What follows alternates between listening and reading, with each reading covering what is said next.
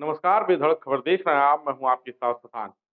जैसे जैसे लोकसभा का चुनाव नजदीक आ रहा है, सभी राजनीतिक दल जो इस बात का विरोध करते हैं कि दूसरी पार्टियों में परिवारवाद है, जातिवाद है और जात की राजनीति की जा रही है, वो जातीय सम्मेलन में लग गए हैं। अभी विगत दिनों ही भारतीय जनता पार्टी का अनुसूचित वर्ग कार्यकर्ता सम्मेलन हुआ है और आज गोरखपुर के सहजनवा में सपा प्रमुख अखिलेश यादव ने नाई समाज का महासम्मेलन किया है। अब आप सोचिए कि जो पार्टियां ये कहती हैं कि दूसरी पार्टी जात की राजनीति कर रही है, उन सभी पार्टियों में जाति को लेकर सम्मेलन शुरू हो गए हैं। कल जो भाजपा का सम्मेलन था, वहां पे मंच पे गिने चुने अनुसूचित जात के लोग बैठे हुए थे, बाकी के सभी दूसरे वर्गों के थे। ये अब सोचिए कि ये अनुसूचित जाति का सम्मेलन था या पार्टी का जातीय शक्ति प्रदर्शन, क्योंकि फील्ड में जो लोग खड़े थे, जो मंच के सामने बैठे हुए थे, वो चाहे अनुसूचित वर्ग से आते हों, लेकिन मंच पे कोई ऐसा नेता नहीं था जो प्रदेश स्तर पर अनुसूचित वर्ग को प्रेजेंट करता हो। यही हाल अखिलेश यादव की आज सहजनवा रैली का है। अखिलेश यादव सहजनवा में अपनी रैली कर रहे हैं।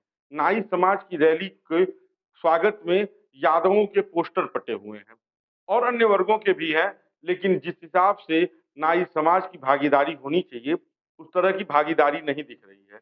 अब ये जातीय सम्मेलन 24 तक चलते रहेंगे। जो पार्टी भारतीय जनता पार्टी जो पार्टी दूसरी पार्टियों पर यह आरोप लगाती है कि इनकी पार्टी में परिवारवाद है, एक ही परिवार के पास सत्ता है, उस पार्टी का ही आप खाका देख लीजिए, तो तमाम ऐसे नेता जो बड़े नेता बन चुके हैं, जो राष्ट्रीय स्तर के नेता हैं, उनके परिवार के लोग अब फिर पार्टी पर अपना कब्जा जमाने पर लगे हुए हैं। मसलन भाजपा में राजनाथ सिंह के बेटे पंकज सिंह विधायक हैं, ऐसे ही तमाम और नेताओं के नाम हैं। ऐसे तमाम नेताओं की बातों के साथ-साथ जो क्षेत्रीय पार्टियों के साथ भाजपा का गठबंधन है, उस पर भी अगर ध्यान देंगे तो निषाद पार्टी, जिस पार्टी में एक ही परिवार के पास लगभग सारे पद हैं और वो भी ऐसे कि संजय निषाद भाजपा से एमएलसी, प्रवीण निषाद भाजपा से सांसद, बेटे श्रवण निषाद भाजपा से विधायक और ये लोग सदस्य हैं निषाद पार्टी के। ओम प्रकाश राजभर की पार्टी का भी यही हाल है। पहले वो भाजपा में थे, फिर जात के नाम पर वो भाजपा से नाराज हुए, आरक्षण के मुद्दे पर भाजपा को छोड़े और समाजवादी पार्टी के साथ शामिल हुए। 22 की चुनाव में सपा की हार के बाद फिर उन्होंने सपा का साथ छोड़ा और भाजपा का दामन थाम लिया। चर्चा है कि अब वो मंत्री बनेंगे।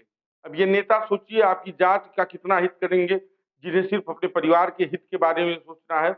तो अब जब 24 का चुनाव आ रहा है, तो जो नेता आपको जात के नाम पे बहला रहे हैं, फुसला रहे हैं, उनसे ये पूछिएगा कि आपने जात का कितना हित किया है, हमारी जात के लोगों को कितना आगे बढ़ाया है।